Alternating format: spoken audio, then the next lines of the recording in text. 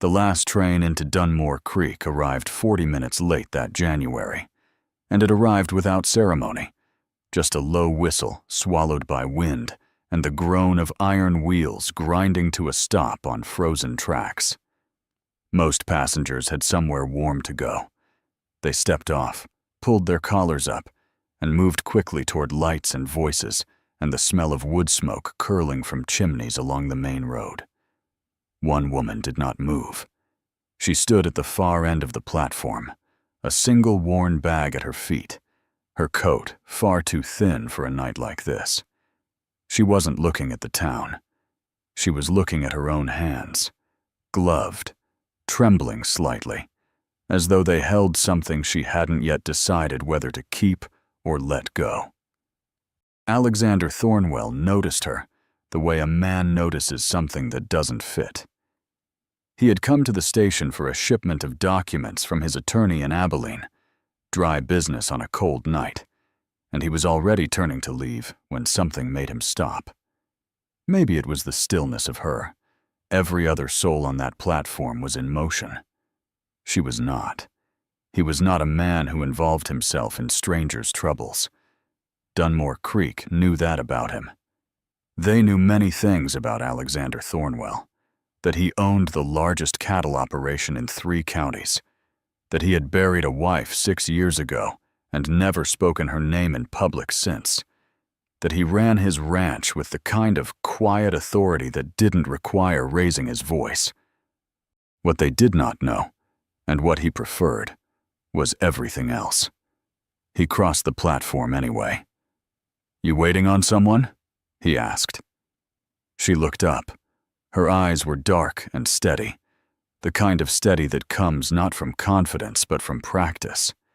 She had learned, somewhere along the way, to keep her face from showing too much.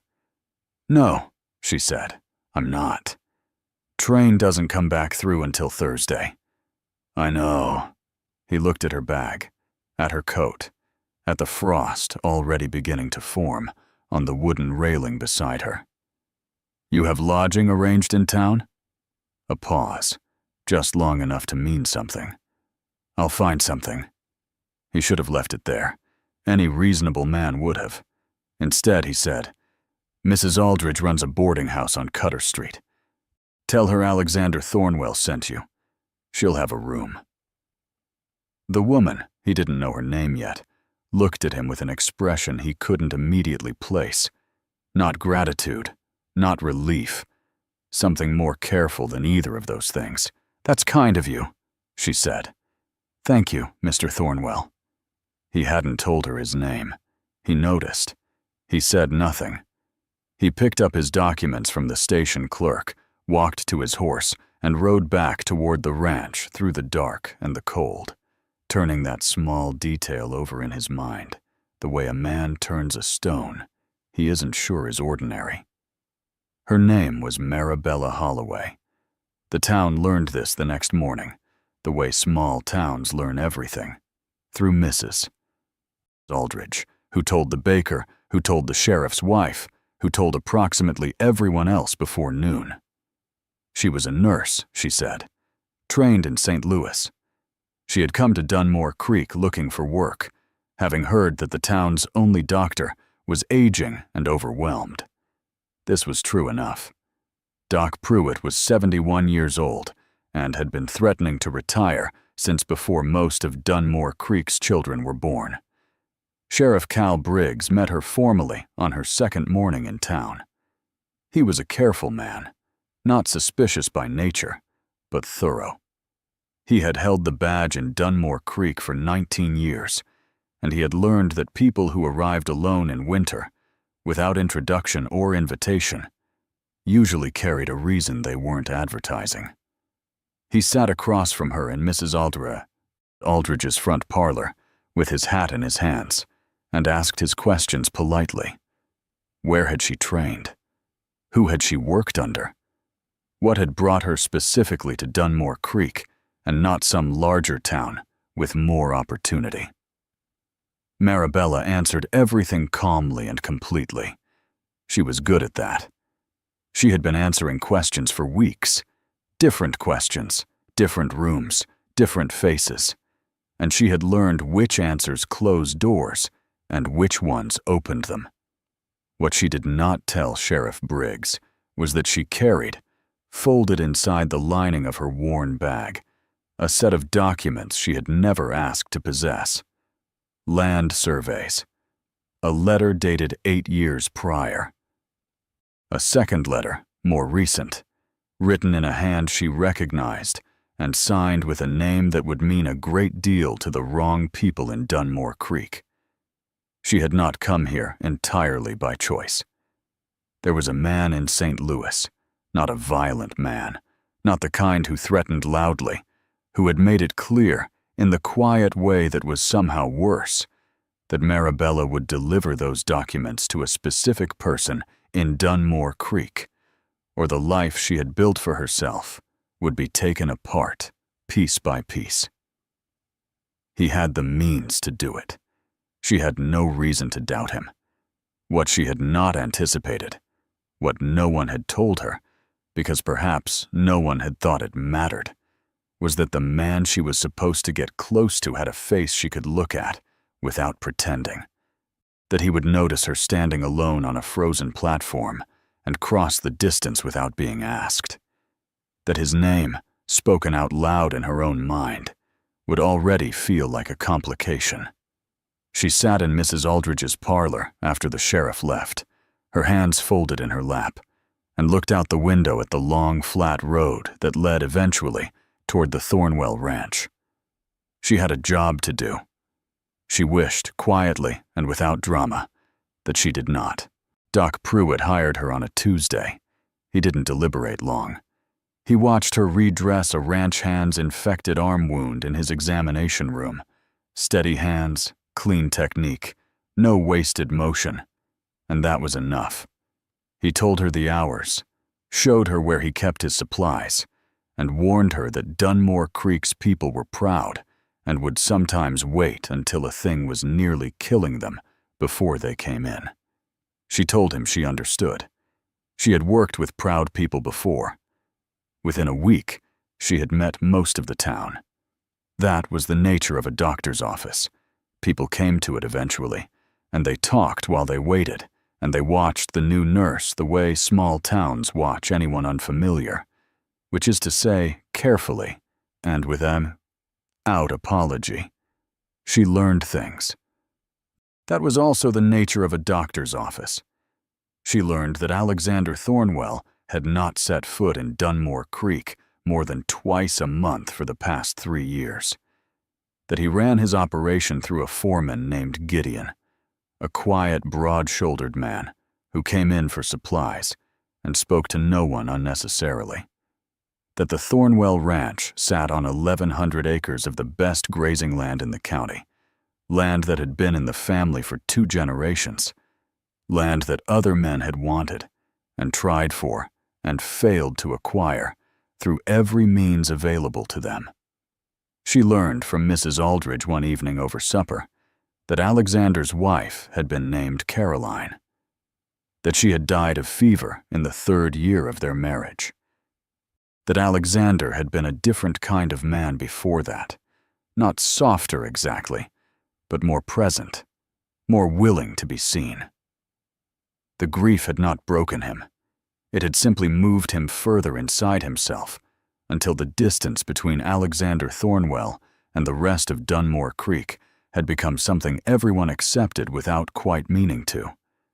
Marabella listened to all of this and said very little. She was aware, constantly, of the documents in her bag.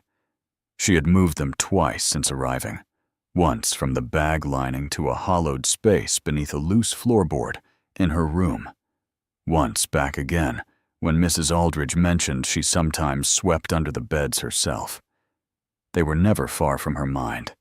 Neither was the man in street. Lewis, who had not contacted her since her arrival, and whose silence felt less like patience and more like a hand resting on her shoulder. She had not yet found a way to get close to Alexander Thornwell. This changed on a Thursday morning in February, when Gideon came into Doc Pruitt's office just after 8 o'clock with his left hand wrapped in a blood-soaked cloth and an expression that suggested he considered this a minor inconvenience. Doc Pruitt was out on a house call. Marabella was alone. "Sit down," she told Gideon. He sat, which surprised her. She unwrapped the hand, a deep cut across the palm, clean, straight, the kind that came from a blade or a piece of sheet metal. It needed stitching. She told him so. "Go ahead," he said. She worked quietly. So did he. But toward the end, while she was tying off the last stitch, he said, without particular inflection, "You're the one from the train station." "I am. Mr. Thornwell mentioned you." She kept her eyes on her work. "Did he? Said you knew his name before he gave it?" Gideon watched her face with the same unhurried attention he probably gave to weather and fence lines. Struck him as odd. "Small towns talk," she said. "I'd heard the name before I arrived." This was true. It was also carefully incomplete. Gideon seemed to understand the difference because he said nothing more about it. He thanked her for the stitching, paid what Doc Pruitt charged, and left. 3 days later, Alexander Thornwell came into town. He came for feed supplies and stayed longer than he intended, the way a man sometimes does when a town he has kept at arm's length begins, almost without his noticing, to pull slightly. He stopped at the hardware store. He reviewed a contract at the land office. He was passing Doc Pruitt's building on his way back to his horse when the door opened, and Marabella Holloway stepped out carrying a basket of clean linens and nearly walked directly into him. She recovered first. "Mr. Thornwell." "Miss Holloway." He steadied the basket she had nearly dropped. Their hands were briefly close. "How are you settling in?" "Well enough," she said. "Doc Pruitt keeps me busy." He would. He handed the basket back properly. "Dunmore Creek treating you fairly?" "Fairly," she said. Then, because the moment allowed it, and she had been waiting for a moment like this, she said, "I haven't properly thanked you. For the other night at the station, I was colder than I let on." Something shifted in his expression. Not much, but enough. Anyone would have done the same. "They didn't," she said simply. "You did." He looked at her for a moment in the way she was beginning to recognize, measured, unhurried, as though he was accustomed to making decisions that required accuracy. Then he said, "There's a gathering at the Harrow family's ranch Saturday evening. Nothing formal. Doc Pruitt usually attends. You might find it easier to know people outside of the office." It was not an invitation exactly. It was something more careful than that. "I'll mention it to Doc Pruitt," she said. He nodded once and moved on. She stood on the boardwalk and watched him go and felt two things simultaneously: a warmth she had no business feeling, and the cold, specific weight of guilt pressing against it. She went to the gathering. The Harrow Ranch was lit warmly against the February dark, and the people inside were the kind who laughed easily and argued about cattle prices and pulled fiddles out without much encouragement. Doc Pruitt introduced her to everyone he knew, which was everyone. She accepted a cup of cider and stood near the fire and felt, for the first time since St. Louis, something close to ordinary. Alexander was there. He didn't seek her out. Neither did she. But over the course of the evening, they ended up near each other twice, once by the fire, once near the doorway, when both of them stepped outside for air at the same moment without planning to. They stood on the porch in the cold and looked out at the flat, dark land and said very little. What they said was ordinary. What it felt like was not. "You don't seem like a woman who ended up here by accident," he said at one point. She turned to look at him. "What does a woman who ended up somewhere by accident look like?" "Less settled," he said. Less like she already knows which direction is which. She looked back out at the dark. Maybe I've just been in enough new places to know how to find my footing quickly. He accepted that. But she could feel him turning it over, the same way he had turned over the question of his name on the platform. Quietly, without urgency, with the patience of a man who had learned that most things revealed themselves eventually.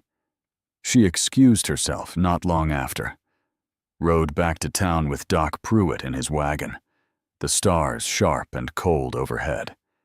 In her room that night, she took the documents from their hiding place and unfolded them on the small table by the window. The land surveys, the letter from 8 years ago.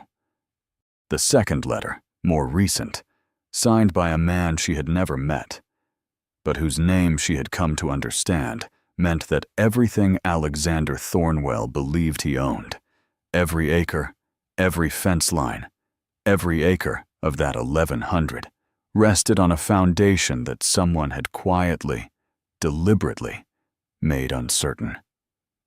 She was supposed to get these documents to that someone. She looked at them for a long time. Then she folded them carefully, put them back, and sat in the dark for a while longer, listening to the wind move through Dunmore Creek like it had somewhere else to be. March came in quietly.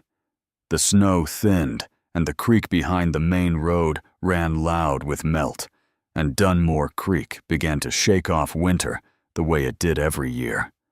Slowly, then all at once, like a man waking from a long sleep who isn't entirely sure he's glad to be awake.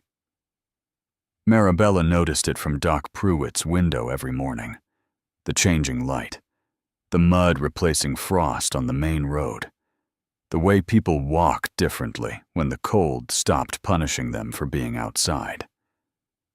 She noticed other things, too. She noticed that Alexander Thornwell had begun coming into town more frequently.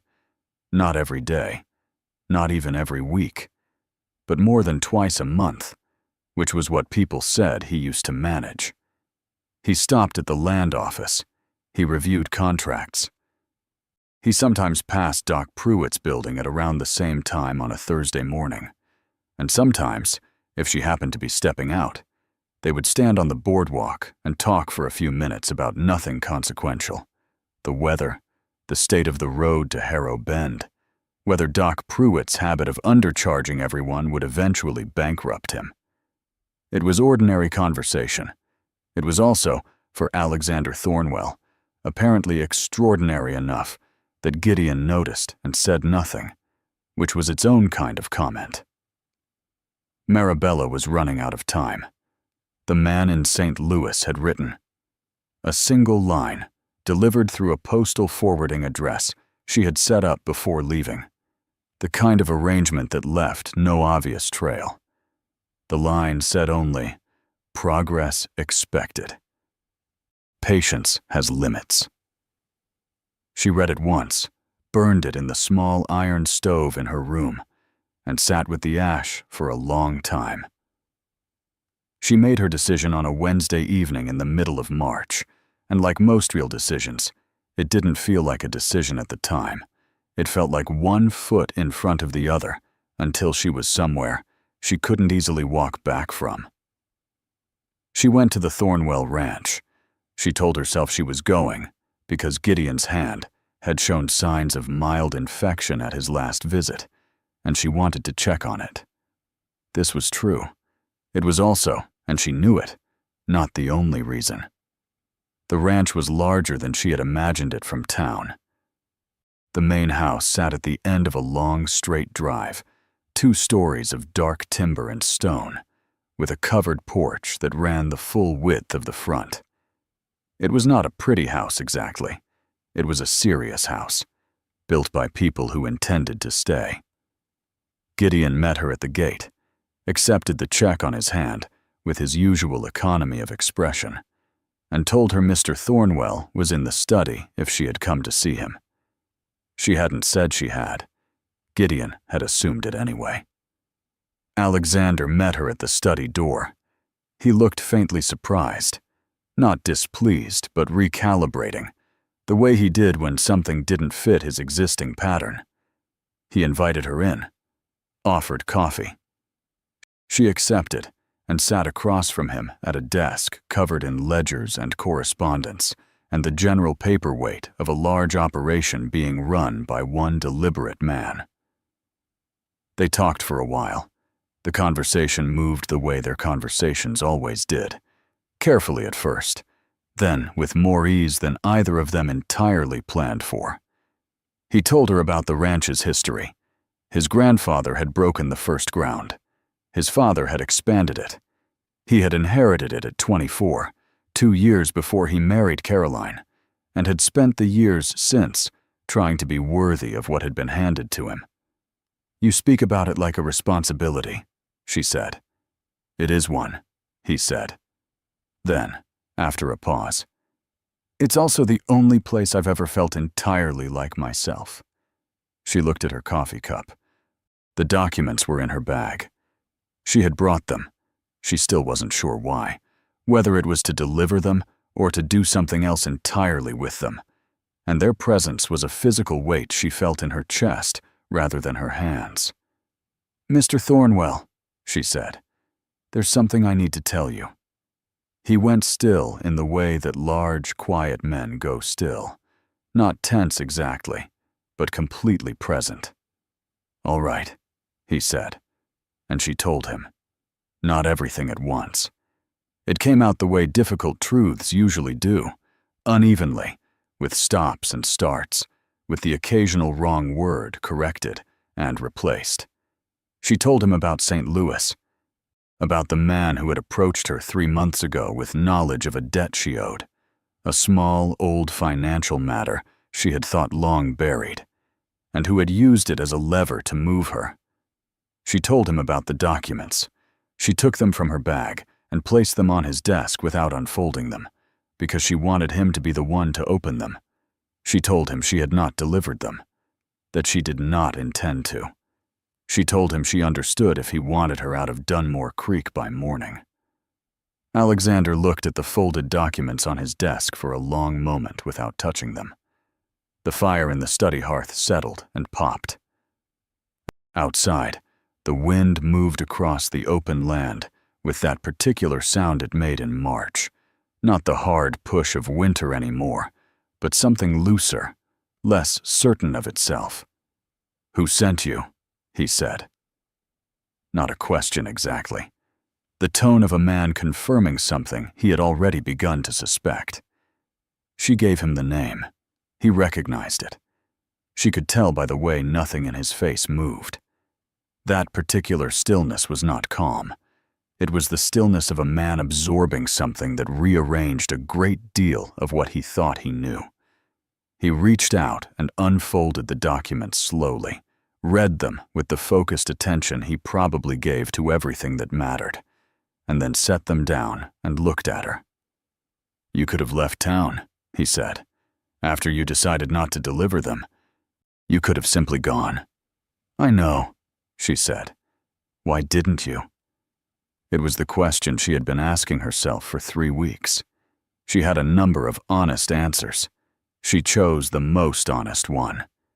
"Because you deserve to know what's been built around you without your knowledge, and because I was the one who carried it here, which means I was the one who needed to tell you."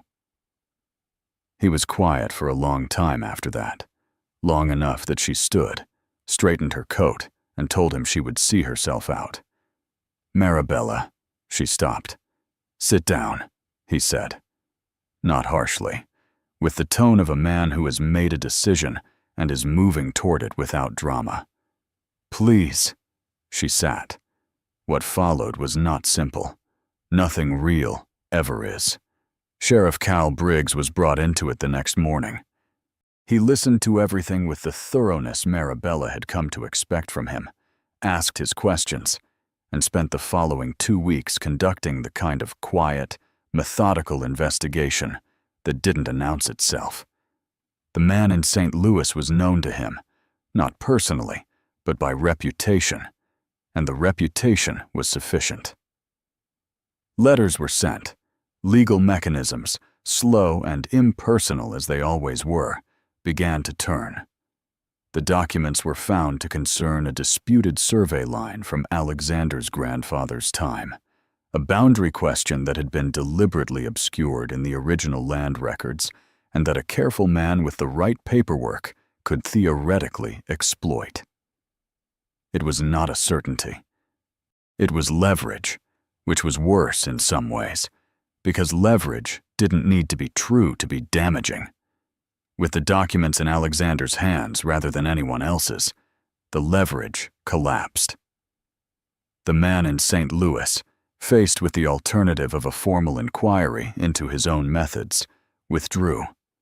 Quietly, as such men always did when the quiet option was available. Dunmore Creek never knew most of it.